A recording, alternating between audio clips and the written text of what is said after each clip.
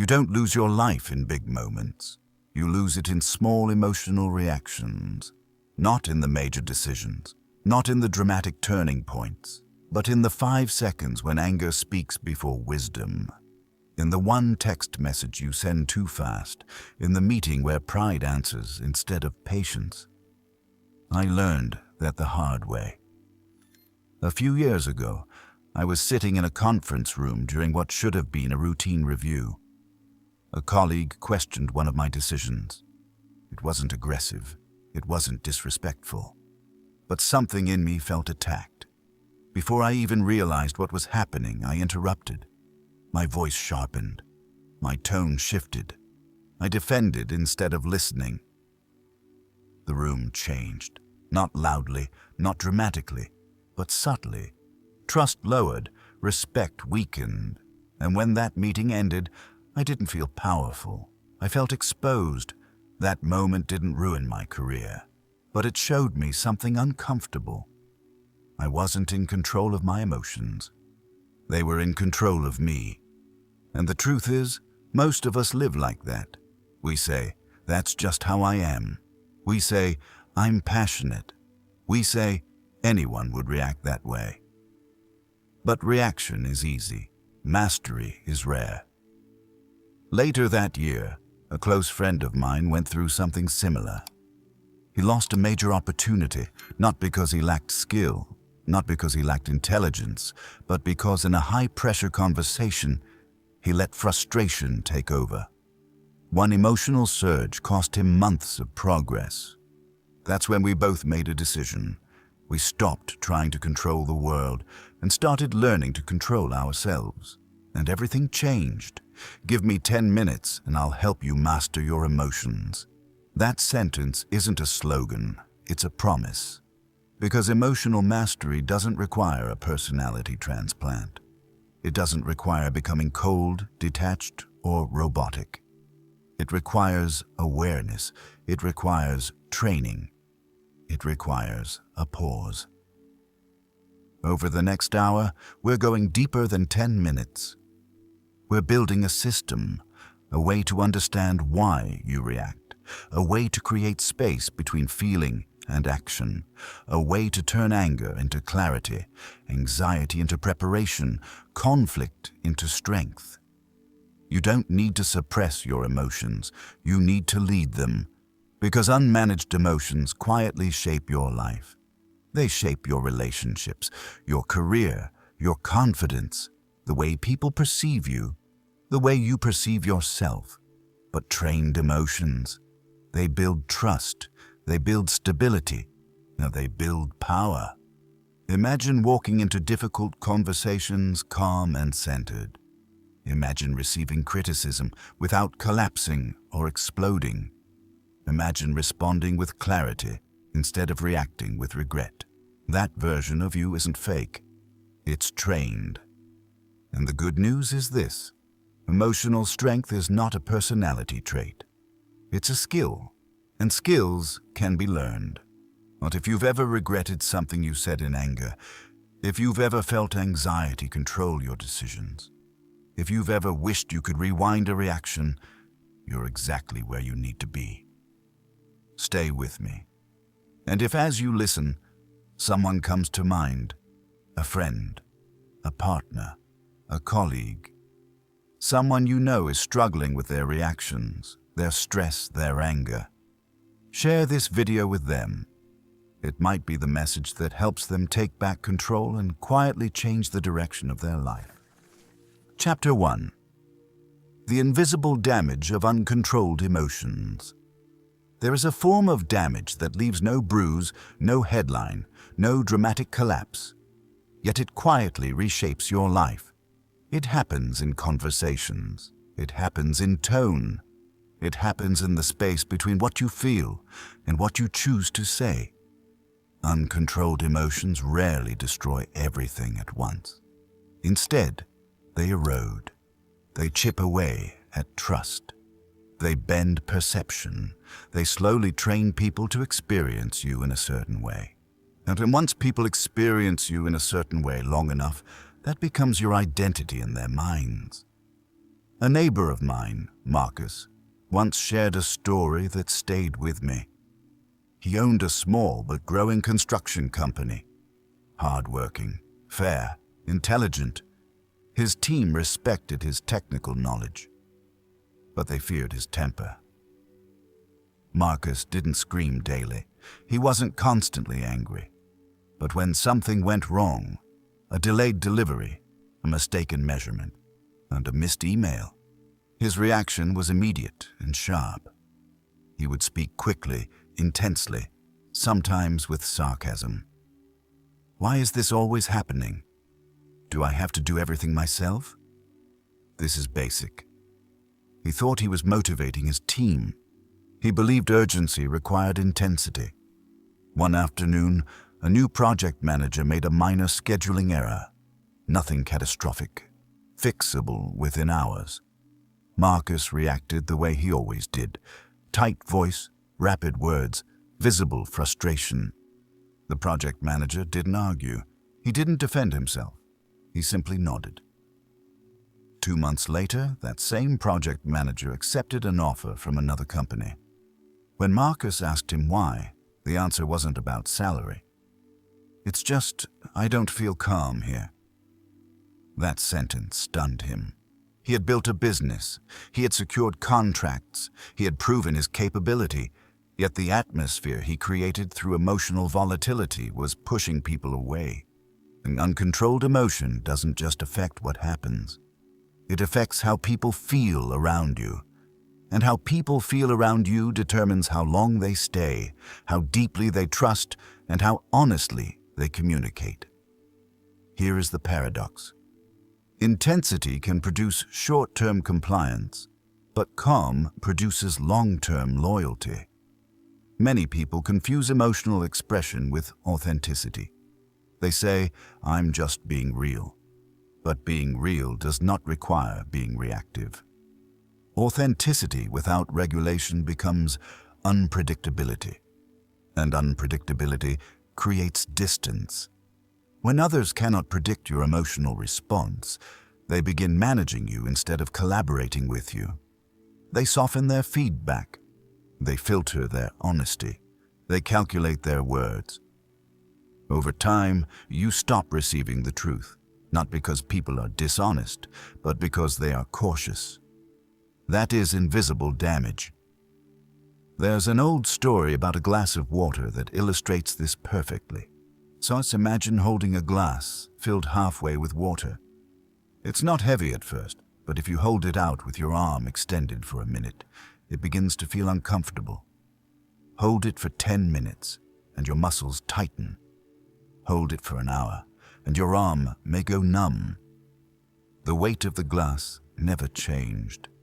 The strain came from how long you held it. Unregulated emotions are similar. A single moment of anger is manageable.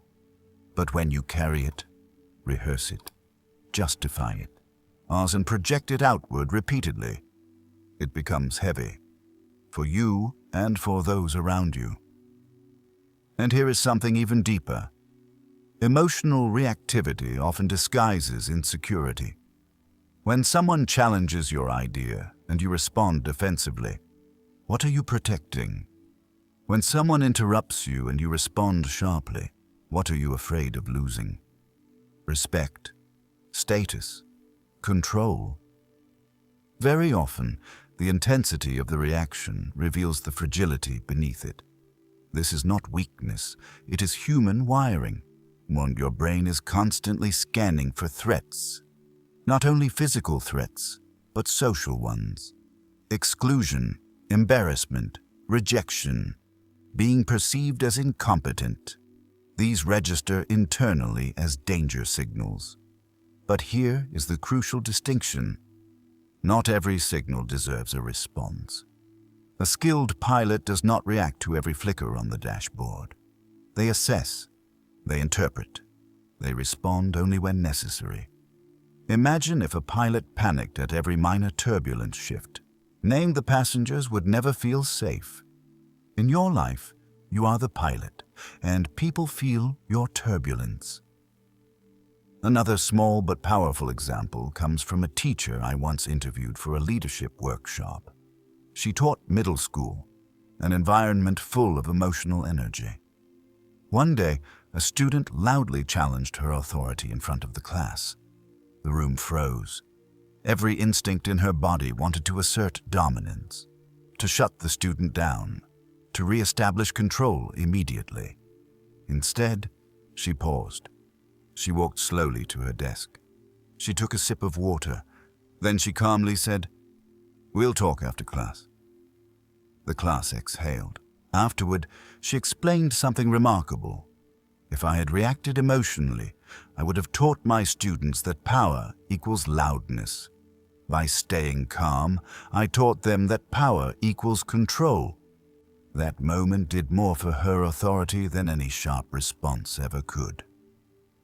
Uncontrolled emotions often feel like strength because they are loud, but true strength is stable.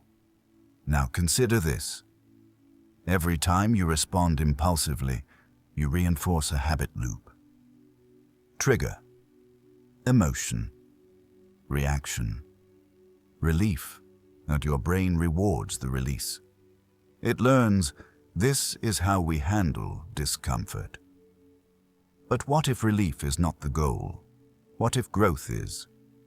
Emotional maturity requires tolerating discomfort without immediately discharging it. It requires sitting with irritation without turning it into accusation, sitting with disappointment without turning it into blame. And yes, that feels unnatural at first, because reacting is easy. Mastering is deliberate. So take a moment and think about the environments where you feel most at ease. Perhaps it's around a friend who listens without overreacting, or a mentor who remains steady under pressure, or a family member who absorbs tension without escalating it. Calm people create psychological safety, and psychological safety allows honesty, creativity, and trust to flourish. When your emotions are uncontrolled, you may win arguments, you may assert dominance, you may feel temporarily validated. But when your emotions are mastered, you win influence. Influence lasts longer than intensity. So here is your reflection exercise for this chapter. Identify one area of your life where emotional volatility has become normalized. It might be at work. It might be at home. It might be in traffic. It might even be in your own self-talk. Ask yourself, what atmosphere am I creating in that space? Do people feel safe around my emotions? Do I feel proud of how I show up there? Do not answer defensively. Answer honestly. Because the invisible damage of uncontrolled emotions is not meant to shame you. It is meant to awaken you. Every interaction plants a seed. Calm plants trust. Volatility plants caution. And over time, you will live in the garden you cultivate. The question is not whether you feel emotions. The question is whether your emotions shape your environment, or whether you consciously shape them. Chapter 2. The Power of the Pause. There is a moment, small, almost invisible, between stimulus and response. Most people never notice it. That moment is the difference between regret and respect, between escalation and resolution, between who you are now and who you are capable of becoming. It is the pause, not silence out of weakness, not avoidance, not suppression, but a deliberate interruption of impulse. The pause is where power lives. I once worked with a senior executive named Elena, and she led a fast-moving tech team, high stakes, constant deadlines, strong personalities. Pressure was normal, conflict was common, yet she was known for something rare: steadiness. One afternoon, during a strategic meeting, 2 department heads began arguing over resource allocation. Voices rose. Frustration sharpened. Accusations began forming. Everyone turned to Elena. She did not speak. She leaned back slightly in her chair. She folded her hands. She took one slow breath, then another. So the silence stretched for about 5 seconds. 5 seconds can feel like an eternity in a tense room. Then she calmly said, "Let's clarify the objective before we debate the method." The energy shifted immediately. No lecture, no reprimand, no emotional charge, just 5 seconds of pause. After the meeting, I asked her about it. She smiled and said something simple. If I react to their intensity, I multiply it. If I slow down, I control the temperature of the room. That is what the pause does. It regulates not only you, but your environment. Most emotional mistakes happen within the first few seconds of activation. A message arrives, a tone feels dismissive, a comment lands wrong. Your body reacts instantly, heart rate increases, muscles tighten, breath shortens. And in that physiological spike, your thinking narrows. You feel urgency, but urgency is not always truth. The pause creates space for discernment. Well, there is an old psychological experiment where participants were asked to press a button as soon as a light turned on. Almost everyone reacted within milliseconds. But when researchers added a second instruction, wait 3 seconds before pressing, accuracy improved dramatically in complex variations of the task. Speed felt efficient. Delay created precision. Emotional life works the same way. Here's something practical. Your nervous system cannot sustain peak activation for long without regulation. When you intentionally slow your breath, inhale for 4 seconds, hold for 4, exhale for 4, you send a signal to your body that there is no immediate danger. The pause is biological as much as it is mental. Let me tell you a small story about a text message. A friend of mine, Rachel, received a late-night message from her partner that read, "We need to talk tomorrow." No emoji. No explanation. Immediately, her mind filled the silence with fear. Was something wrong? Had she done something? Was this about the argument from last week? She began typing a long response. Defensive, anxious, probing. Then she remembered a rule she had been practicing. Never respond to emotionally charged messages after 10 p.m. So she put the phone down. The next morning, her partner clarified. He wanted to discuss vacation plans. Nothing dramatic. Nothing threatening. Had she responded immediately, she would have created tension that didn't need to exist. The pause prevented unnecessary damage. Most people assume mastery requires controlling emotions themselves. But emotions arise automatically. The real leverage point is what happens immediately after they arise. You cannot stop the wave from forming, but you can decide whether to surf it or be pulled under. The pause is not passive. It is active restraint.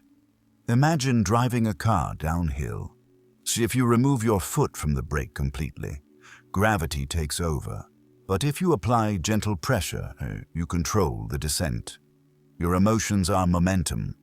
The pause is the brake. There is also something profound that happens during a pause. You regain authorship. When you react instantly, you are scripted by habit. When you pause, you step outside the script. You become the editor. You begin asking different questions. What is actually happening here? What outcome do I want? What response aligns with the person I'm trying to become? Notice that the pause is not about being slow forever. It is about being deliberate first. Athletes understand this instinctively.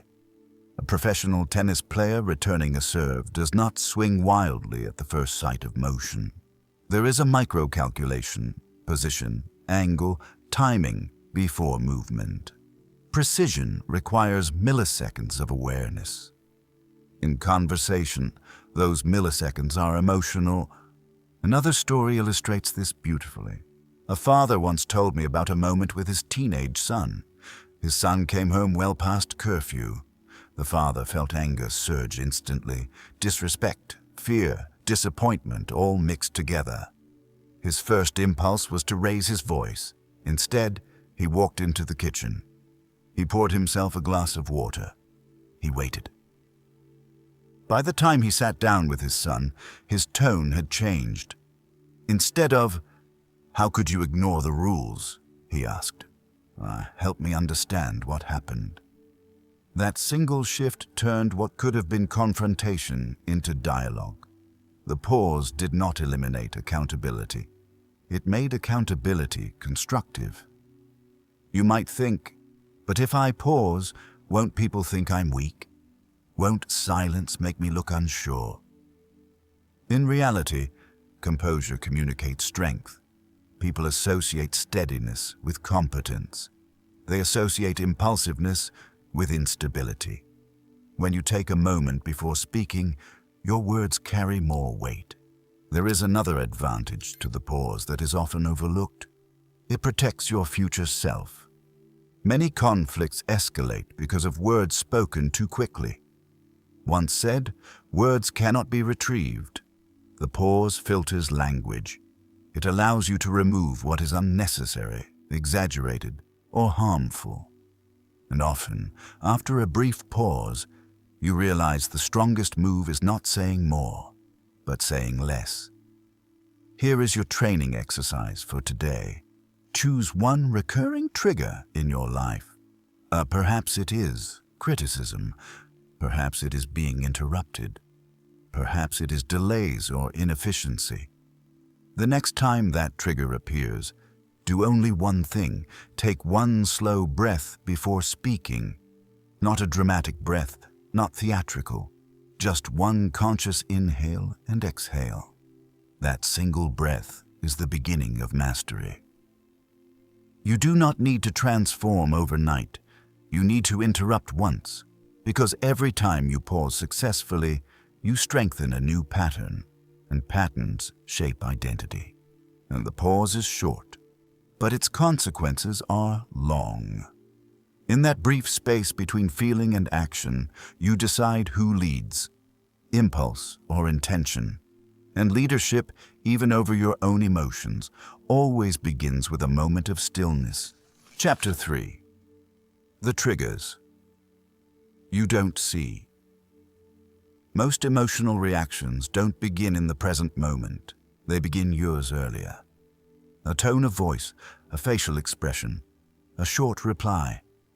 Something small happens, and suddenly your reaction feels larger than the situation requires. You tell yourself, this shouldn't bother me this much. And yet it does. That is a trigger. A trigger is not the event itself. It is the meaning your mind attaches to the event. Two people can experience the exact same situation and react completely differently. One person shrugs it off. The other feels deeply offended. Why? Because triggers are personal. They are shaped by memory, identity, and unresolved emotion. I once worked with a marketing director named Olivia who struggled during performance reviews. Outside of that context, she was confident and articulate. But whenever a supervisor offered even mild constructive feedback, her posture stiffened. Her responses became defensive. Her energy shifted. It didn't make sense on the surface. The feedback wasn't harsh, it wasn't humiliating, but something inside her reacted as if she were under threat. Eventually, during a coaching session, she shared a story from her early career. Her first manager had been hypercritical and dismissive. Meetings often ended with public corrections. She had felt small and exposed for months. That experience planted a belief.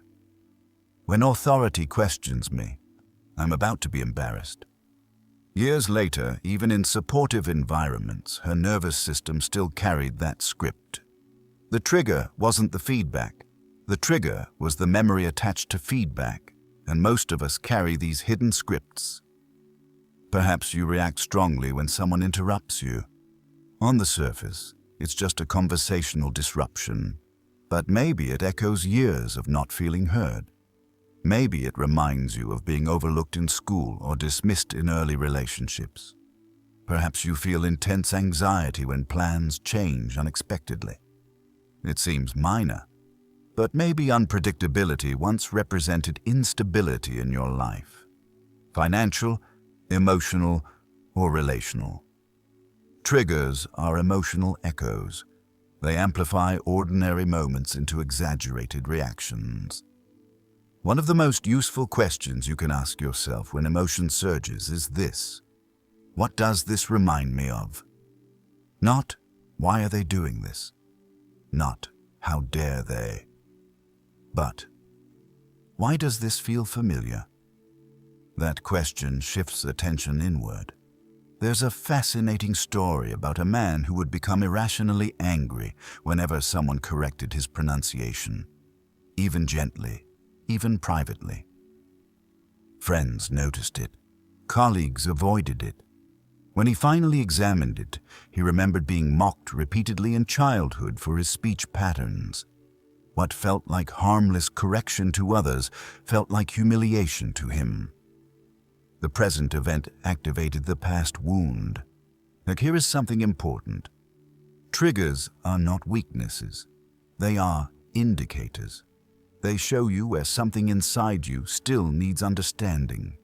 Ignoring triggers doesn't eliminate them. Suppressing them doesn't heal them.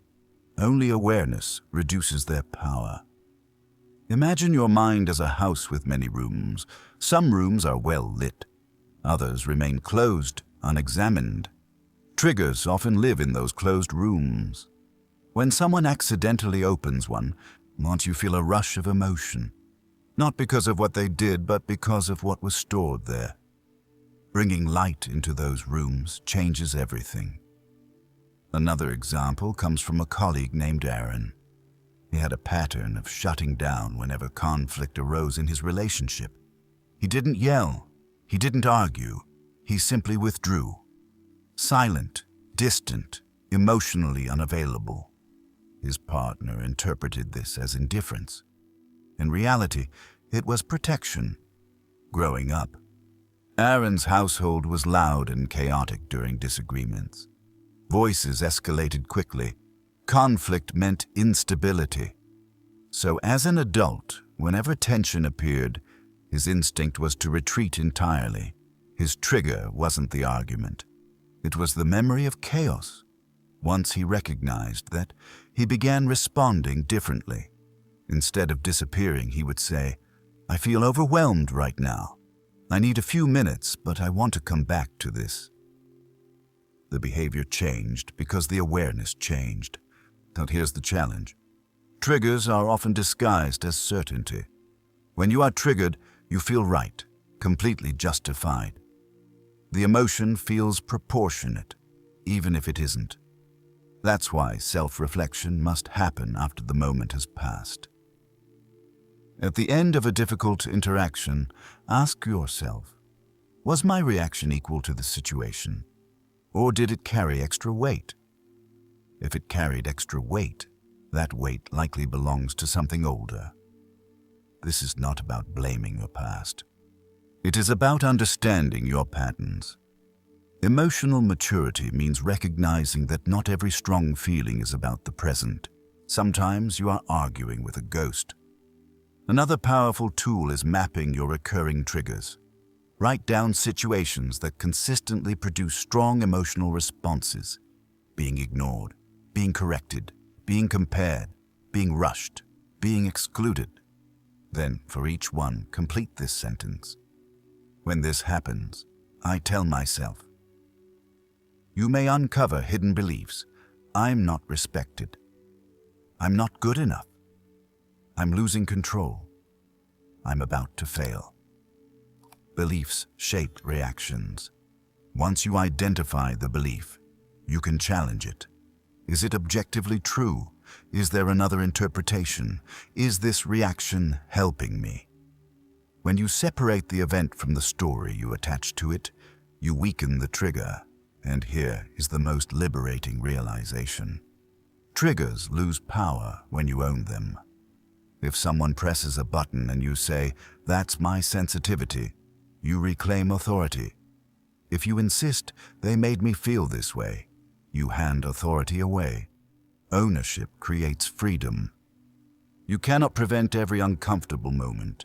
You cannot control every tone, comment, or misunderstanding. But you can investigate why certain moments feel explosive. And when you understand your triggers, you stop being surprised by yourself. You begin responding with awareness instead of confusion. Triggers are teachers.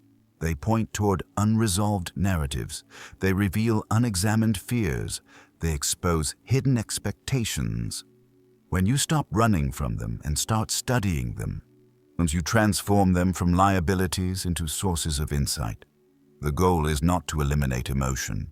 The goal is to understand its roots. Because once you see the trigger clearly, it no longer controls you from the shadows. It becomes simply information, and information, when faced directly, becomes power. Chapter 4. Naming what you feel. Before it controls you. Most people believe they understand their emotions simply because they feel them. But feeling is not the same as understanding.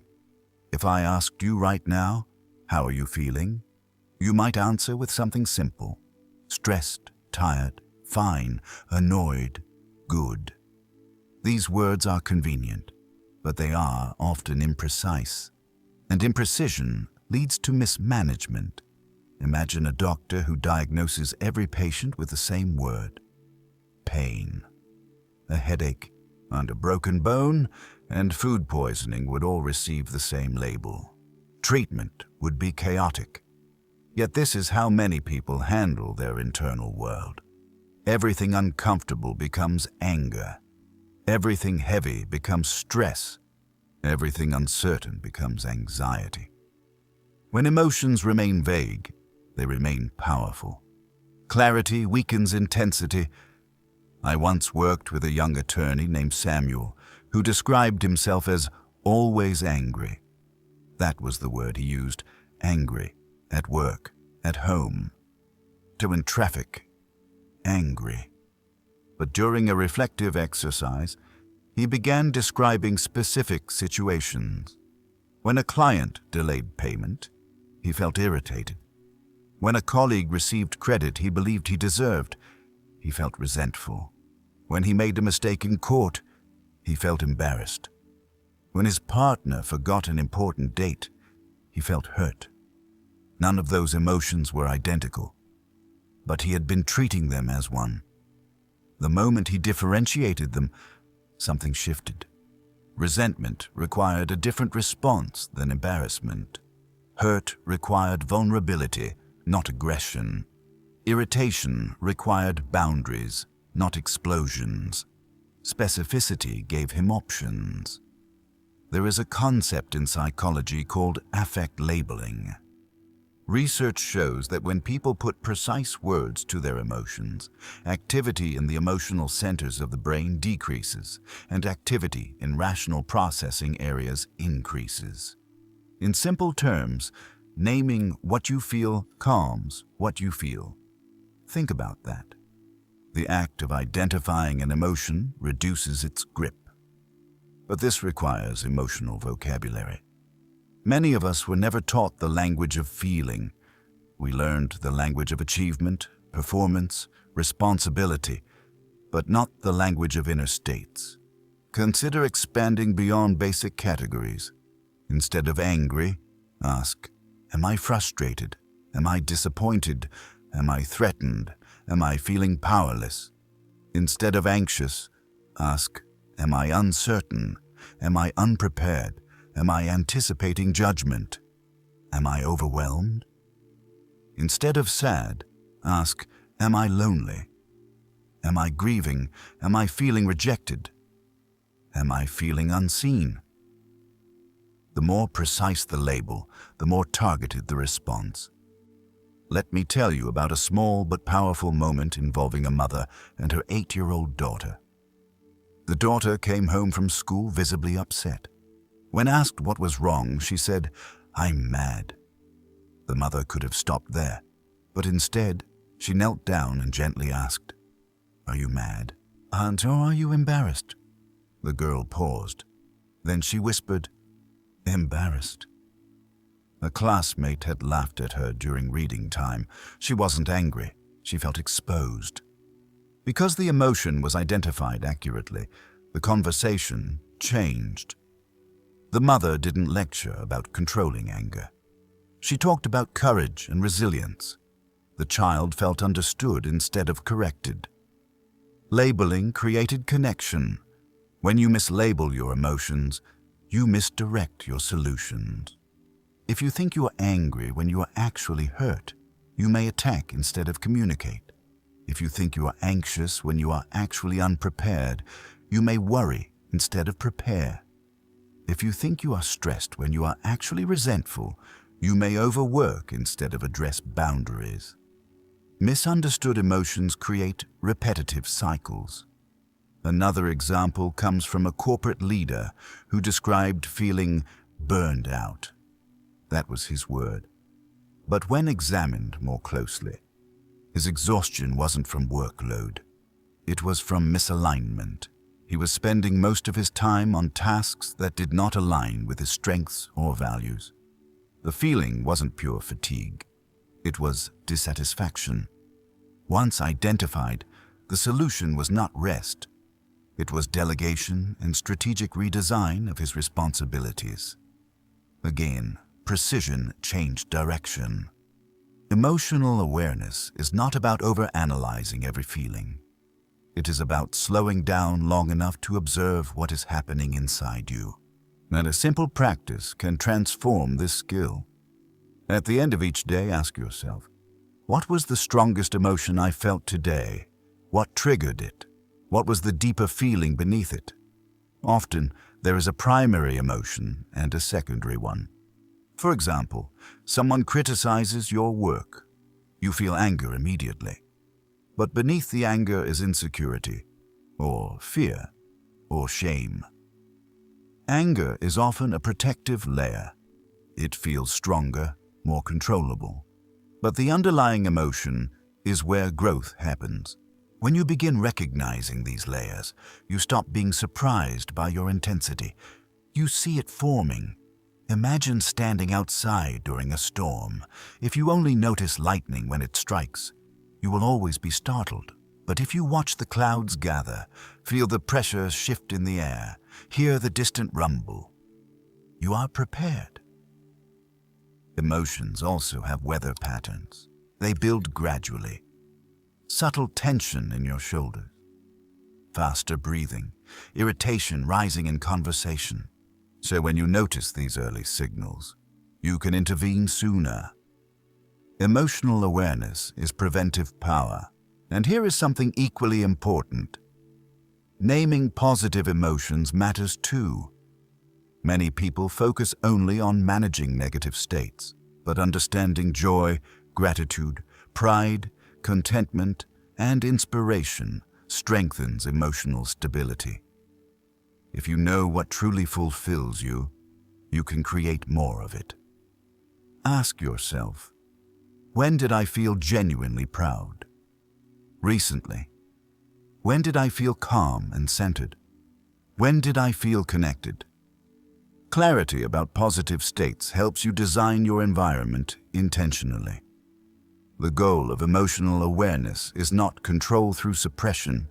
It is control through comprehension. You cannot regulate what you refuse to recognize. When you move from "I feel bad" to "I feel overlooked," something powerful happens. The emotion becomes information rather than chaos. Information can be addressed. Chaos only overwhelms. So the next time emotion rises, do not rush to express it or dismiss it.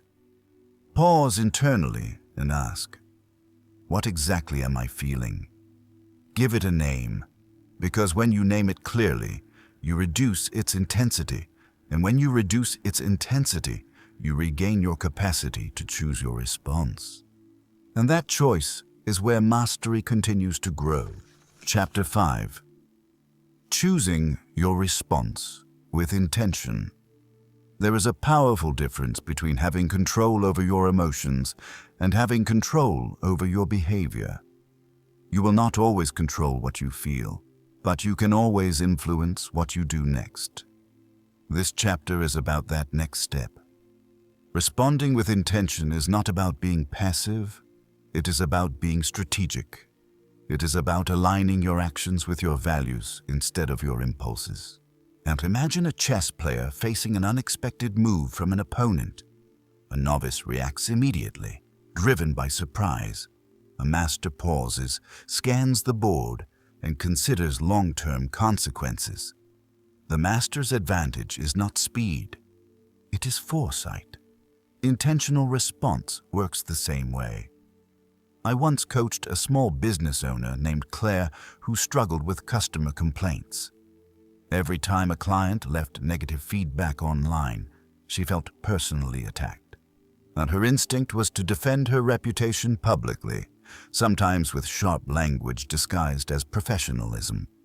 Her responses were articulate, but defensive. Over time, she noticed something troubling. Other potential customers would read the exchange and quietly move on. They weren't judging the complaint as much as they were judging her tone. One day, after receiving a particularly harsh review, Claire decided to try something different. Instead of responding immediately, she drafted a reply and saved it, but didn't send it. The next morning, she reread it. She deleted half of it.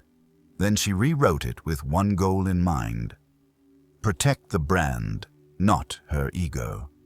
Her new response was brief, calm, and solution-focused.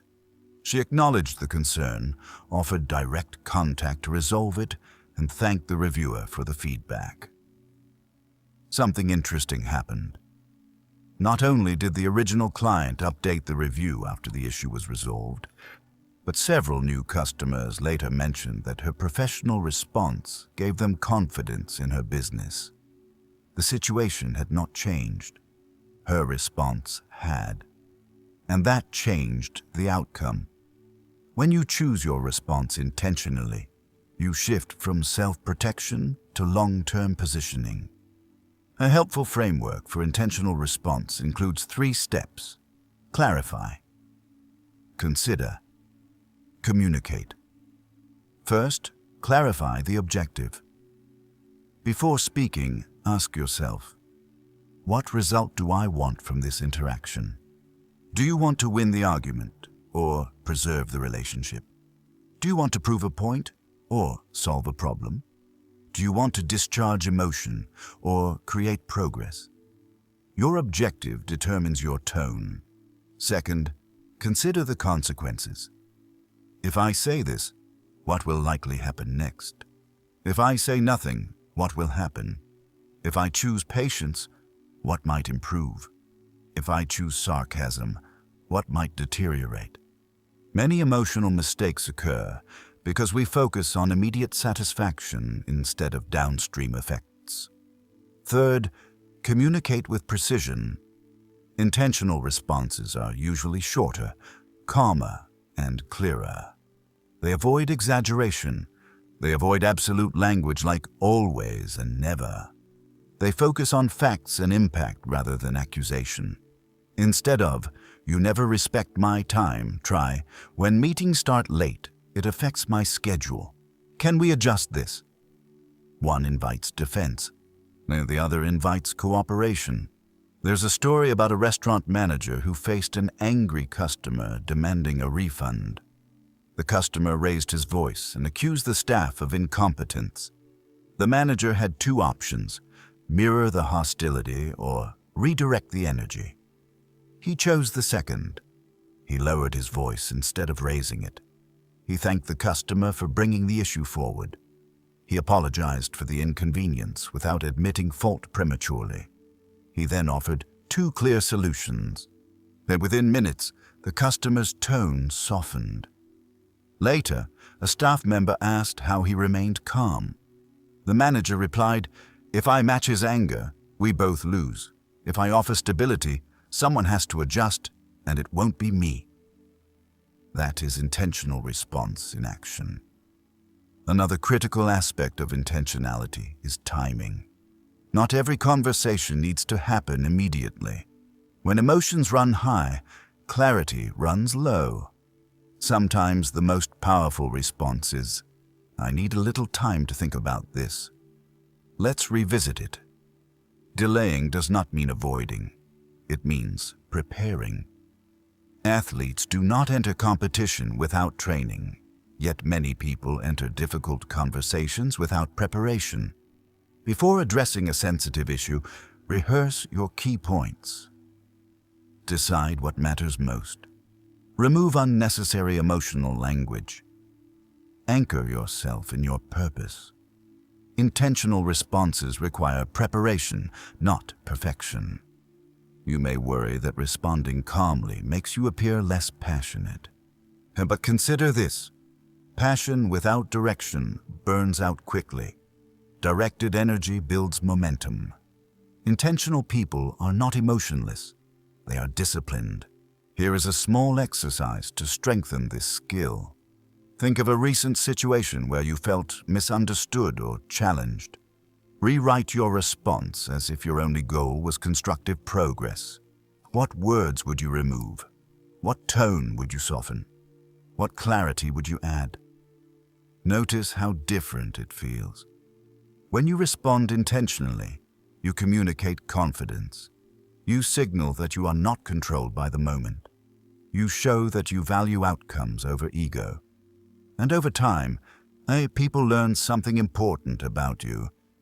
You are steady. That reputation becomes an asset.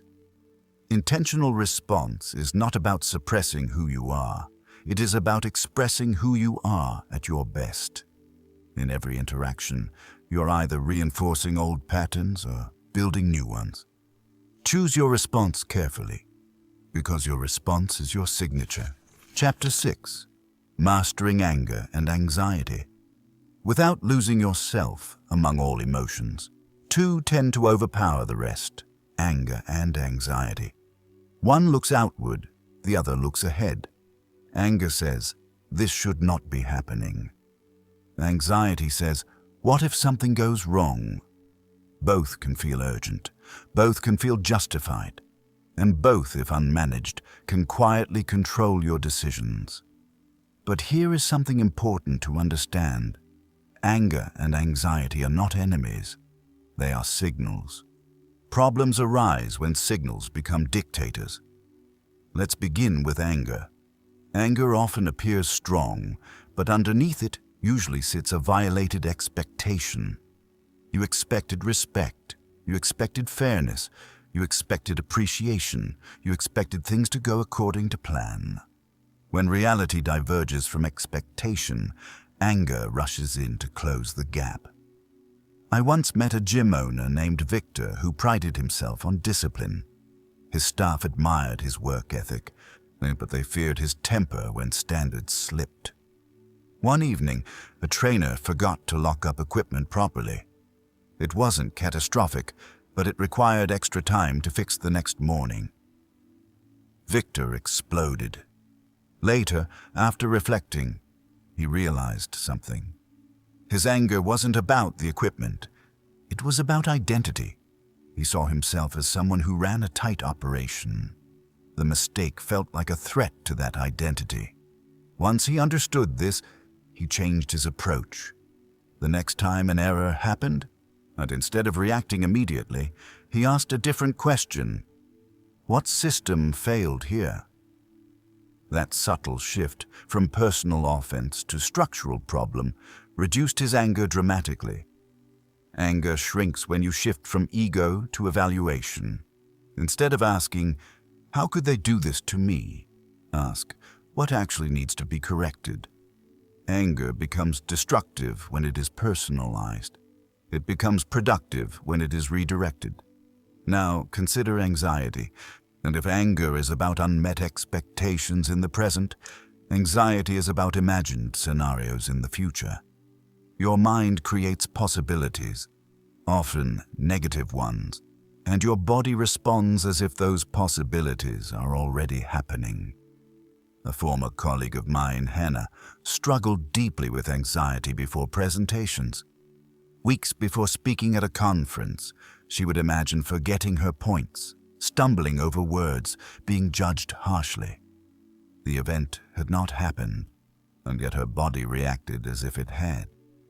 Her breakthrough came when she stopped trying to eliminate anxiety and started interrogating it. Before one major presentation, she wrote down every fear she had. I will forget my opening. The audience will look bored. Someone will ask a question I can't answer. Then she wrote a second column titled, What is within my control? She practiced her opening thoroughly. She designed slides that engaged visually. She prepared responses for likely questions. So something shifted. Anxiety didn't vanish, but it became direction.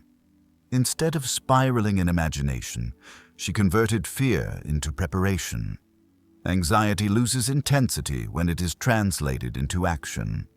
There is also a physical dimension to both anger and anxiety that cannot be ignored. When anger rises, energy surges, muscles tighten, breathing shortens. When anxiety rises, the chest constricts, thoughts accelerate, the body prepares for threat. Trying to solve these states purely through thinking is incomplete. The body must be included. One powerful technique is grounding. When anxiety spikes, notice 5 things you can see, 4 things you can physically feel, 3 things you can hear, 2 things you can smell, 1 thing you can taste. This exercise anchors your attention in the present instead of the imagined future.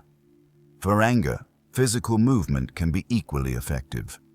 A brisk walk, slow push-ups, and even stepping outside for fresh air. Movement releases excess energy safely instead of directing it at someone. Another small but practical tool is expectation recalibration.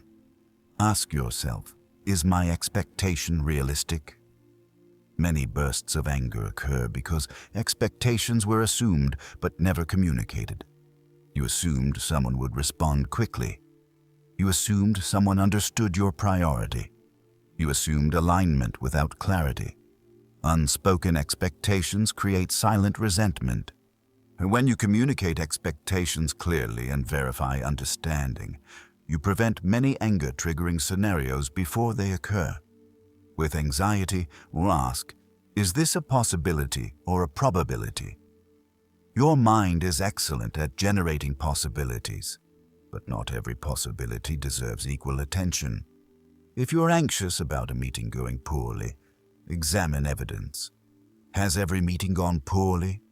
Or is your mind highlighting a worst-case scenario? Probability thinking restores proportion. There is a story about a sailor navigating through fog. When visibility dropped, panic was an option. Instead, he slowed the boat, relied on instruments, and trusted training. He could not eliminate the fog, but he could adjust his speed and focus. Anger and anxiety are fog. They obscure clarity. If you speed up impulsively, you risk collision.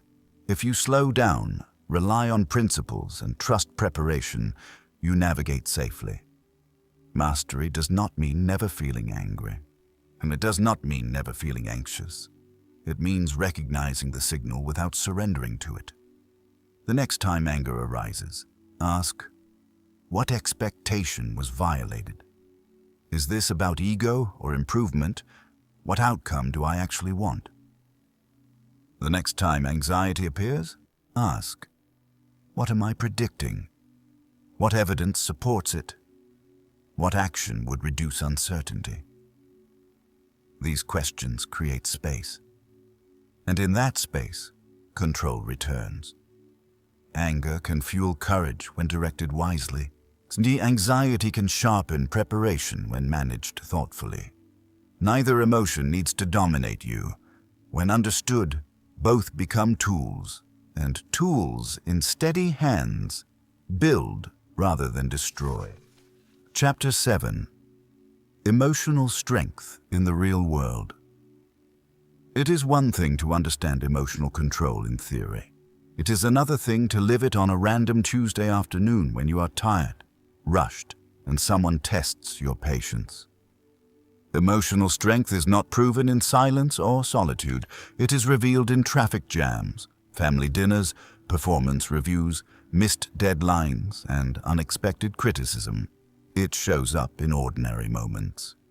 A hospital nurse named Priya once told me that the most difficult part of her job was not the long hours or the physical exhaustion. It was managing her emotional state in front of patients and families. One evening, a patient's relative began shouting at her, accusing her of negligence, blaming her for delays that were beyond her control. Priya felt the heat rise in her chest. Her instinct was to defend herself point by point, but she remembered something she had trained herself to practice: separate emotion from objective.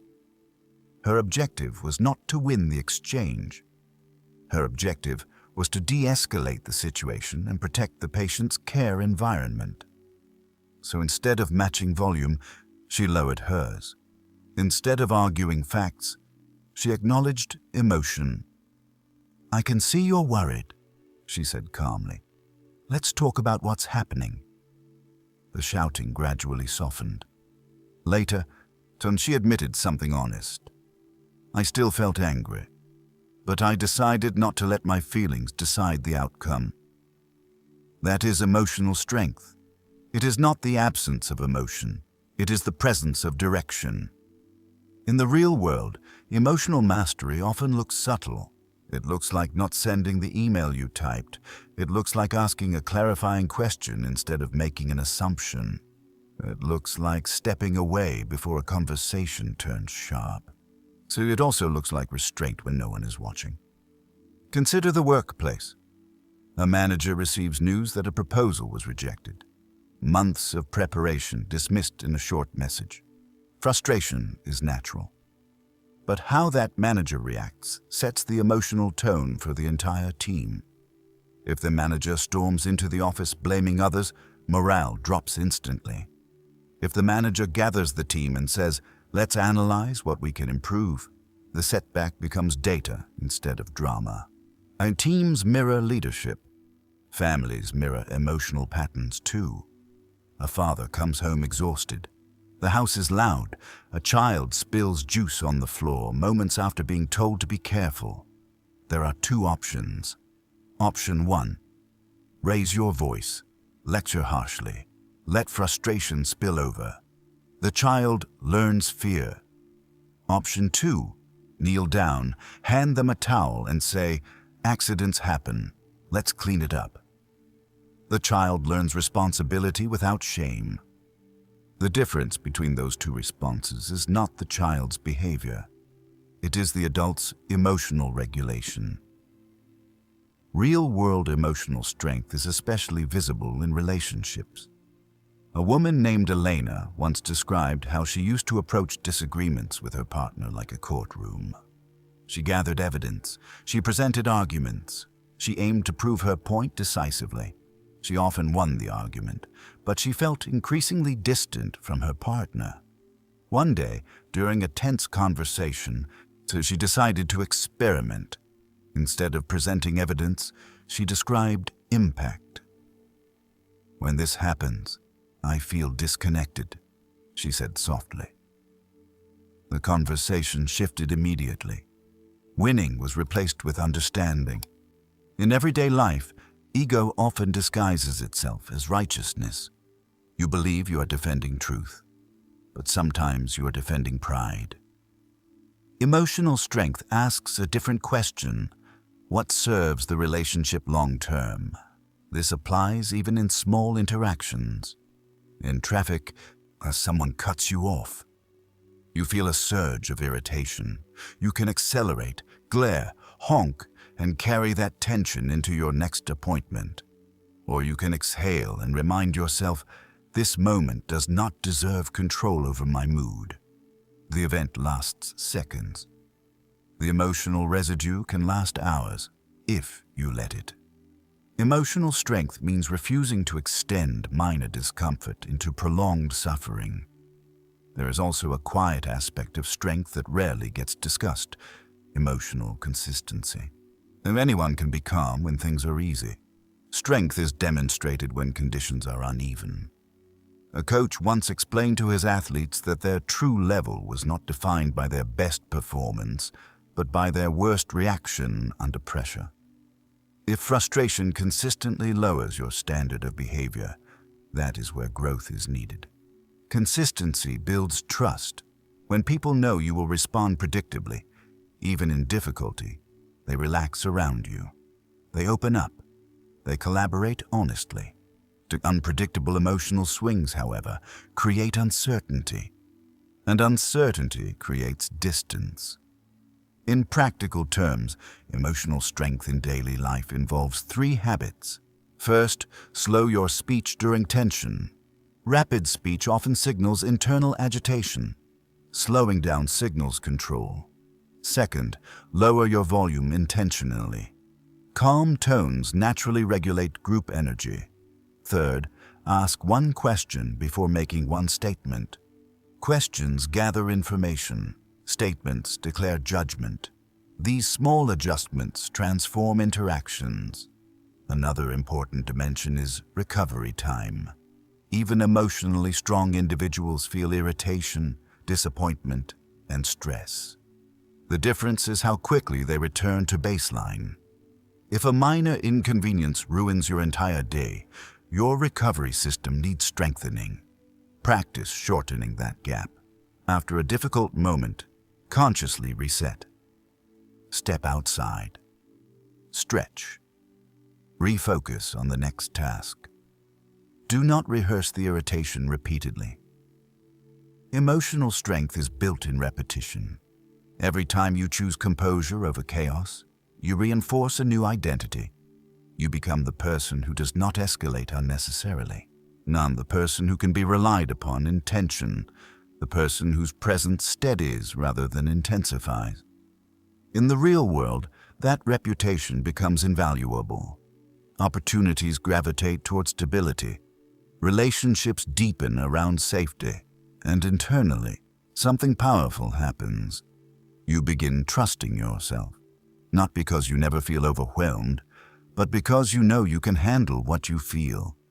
Emotional strength is not loud. It does not demand attention. It shows up in the way you enter a room, in the way you respond under pressure, in the way you protect connection over ego. And in everyday life, that quiet steadiness becomes your greatest advantage. Chapter 8. Becoming the calm leader of your own mind. There is a difference between managing emotions occasionally and becoming someone who is emotionally grounded by identity. Up to this point, we have explored skills, pausing, recognizing triggers, labeling emotions, choosing responses. But lasting change does not come from isolated techniques. It comes from identity. And when you shift from "I'm trying to control my emotions" to "I am someone who remains steady," everything begins to align differently. Behavior follows identity. Think about someone you consider emotionally strong.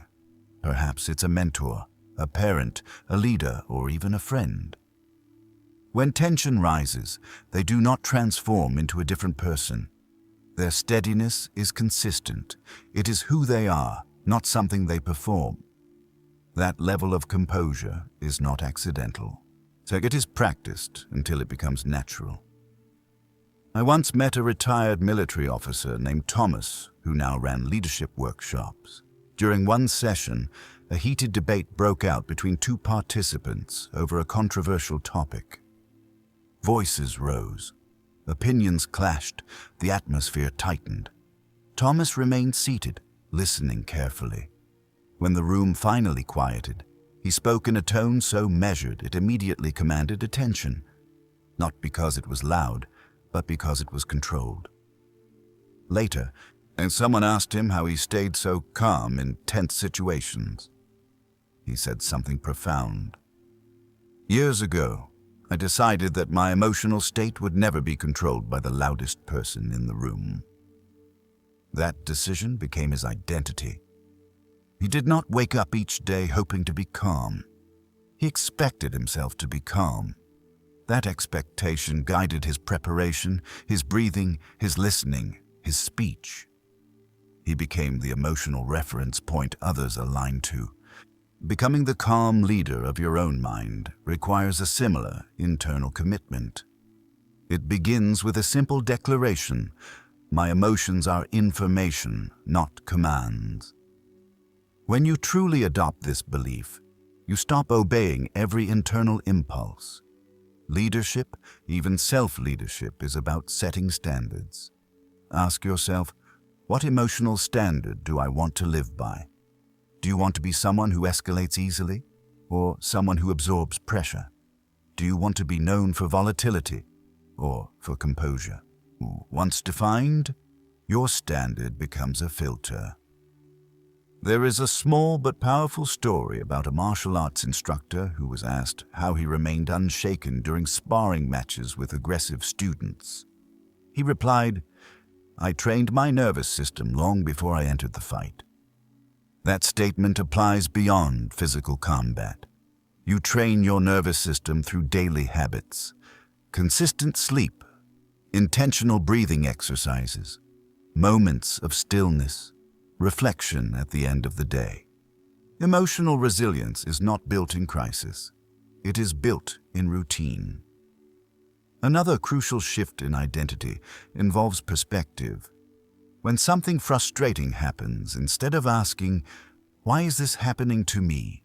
ask, "How does this test my standard?" This question reframes difficulty as opportunity. A business consultant named Maya once described how she used to dread difficult clients. She would anticipate tension, rehearse defensive arguments, and leave meetings drained.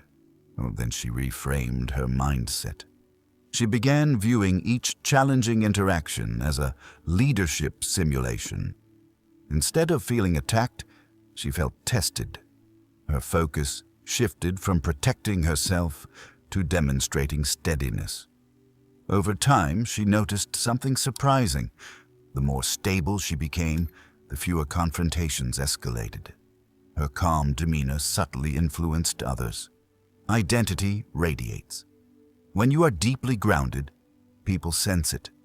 When you are easily shaken, they sense that too. Another aspect of becoming a calm leader internally is self-dialogue. Pay attention to how you speak to yourself when mistakes occur. Do you attack yourself? Do you exaggerate failure? Do you spiral into self-criticism? Or do you correct yourself firmly but constructively? The way you manage your internal voice mirrors the way you manage external situations. If your inner dialogue is chaotic, your outer responses will reflect that instability. But if your inner dialogue is measured and solution-oriented, your outward presence strengthens. Try this shift. Instead of saying, "I can't believe I messed that up," say, "That didn't go as planned. What's the next move?" Leaders look forward. Becoming emotionally grounded also requires accepting that not every outcome will be comfortable. There will be days when you feel misunderstood, days when plans collapse, days when tension is unavoidable. But identity-based composure means you do not abandon your standard when conditions worsen. Consistency builds credibility with others and with yourself. Imagine waking up each day knowing that no matter what unfolds, you will respond with steadiness. That confidence changes how you walk into meetings, how you handle disagreement, how you navigate uncertainty. You stop fearing your own reactions, and that freedom is powerful. To strengthen this identity, create a daily affirmation tied to behavior. Not something vague like, "I am calm," something specific. "I pause before responding," or "I lower my voice when tension rises," or "I seek clarity before judgment." Repeat it, practice it, embody it. Identity is reinforced through repetition. There is a reason experienced captains are trusted during storms. It is not because they control the weather. It is because they control themselves. You cannot prevent every emotional wave, but you can decide how you stand when it hits.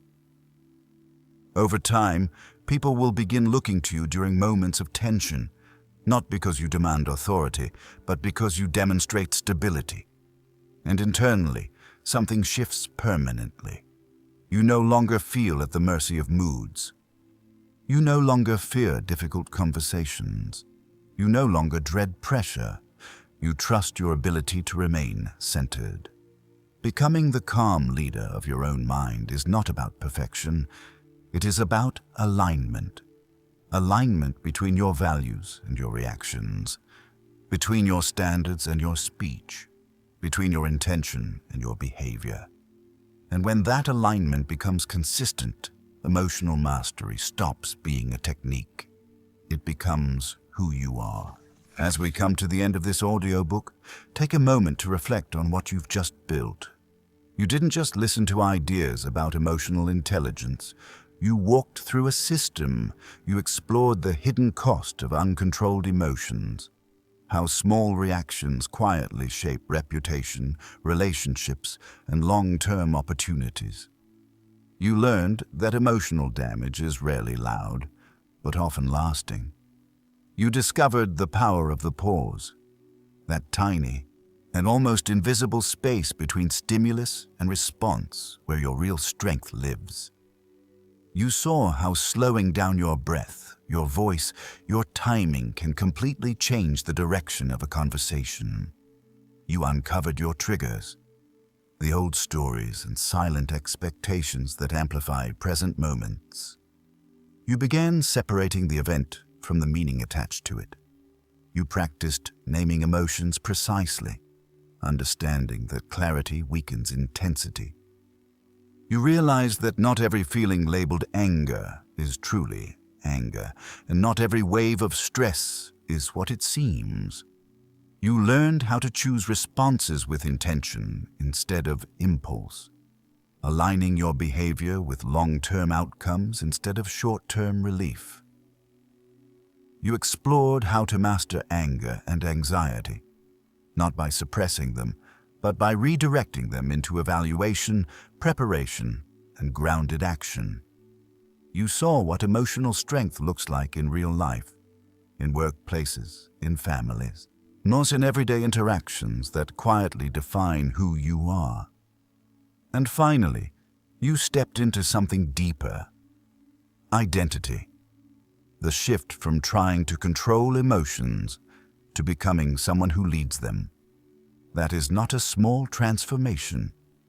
But here's the truth. Insight without practice fades. Emotional mastery is not built by understanding alone. It is built by repetition. So here is your invitation. Over the next 7 days, practice one thing intentionally. Pause once before responding in a tense moment. Name one emotion precisely instead of vaguely. Lower your voice instead of raising it. Ask one clarifying question instead of making one accusation. Small actions, repeated consistently. Do not aim for perfection. Aim for awareness. There will be moments when you still react. That's human. The goal is not emotional silence. The goal is emotional leadership. Every time you choose composure, you reinforce a new identity. And every time you respond deliberately, you build trust, both with others and with yourself. Imagine who you will become after 30 days of conscious emotional control. Imagine how differently people will experience you. Imagine how much mental energy you'll save by not escalating small disturbances. Calm is not weakness. Calm is command. And the more you practice, the more natural it becomes. If this audiobook brought you value, take a second to reflect on why. Was it a specific chapter and a realization about your triggers? A reminder that you are capable of more stability than you thought? Growth begins with awareness, but it multiplies with consistency.